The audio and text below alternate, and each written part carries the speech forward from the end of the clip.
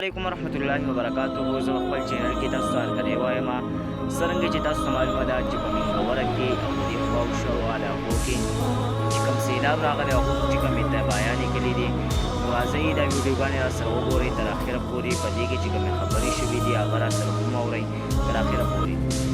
دا تاسو لیدلی شئ په منوره کې سیلاب د هغوی تباهیان دا ټولې تاسو لیدلی شئ په دې ویډیو دې کې به تاسو ته مونږ هر یو ځای ښایو، خو تاسو به دا ویډیو سکپ کوئ، نو دا به تر اخره پورې دا ویډیو تاسو ګورئ.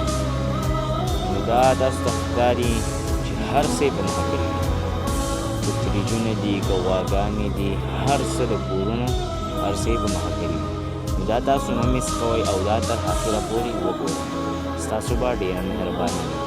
او که دا ویډیو ستاسو خوښه شي نو ډېره دا ویډیو لایک کړئ او چینل ورسره سبسکرایب هم کړئ. راځئ چې دا ټوله ویډیو وګورو.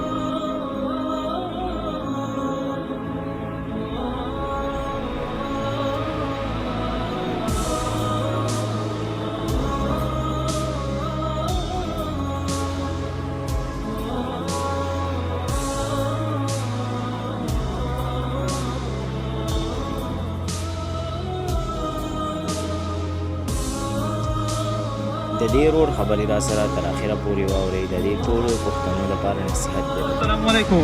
څنګه لږه خیر برابر صحت ښه دی جی. دلته کې دا تارونه دا 11000 لین تارونه دي، دا ستنې ټولې د غشي دي، دی پول دا ستنې هر ساړم شي دي. او زه بار بار د سوات ډي پی او محمد عمر ته کال کوم، نمبر یې کله بیز راځي کله نمبر آپ ته D C آفس ته کال کوم، کال نه ریسیو کوي. و ابدا ته کال کوم، و ابدا کال نه ریسیو کوي. ریسکیو ولته مې یو ځل کال وکړو، وایي صحیح ده مونږ داسې چل کوو، وایي زمونږ کالونه هم څوک نه ریسیو کوي.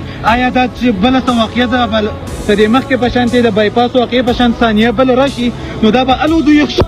آیا دا د دې لپاره نستې ده چې ډي پي او کال نه اوچتئ، اے سی کال نه اوچتئ، یو سړی کال نه اوچتئ؟ دا څومره نقصانې کوي. دلته کې دا په ملا بابا کې زه په دې ټایم موجود یم، په دلته کې دا چار چاپېره تاسو دا کورونه وګورئ. په دې کې ماشومانان نښتي دي، په دې کې زنانې نښتي دي، یو سړی نه راځي. آیا ولې دو دا تنخوا د دې دپاره نه دو دلته کې ګنډاپور چې صرف برید له تاو ورکوي چې وروره مونږ برید تاو کړو او مونږ دا چل وکړو؟ دا په دې چل کار نه کېږي، عملي کار وکړئ. راشئ دا خلک بچ کړئ. السلام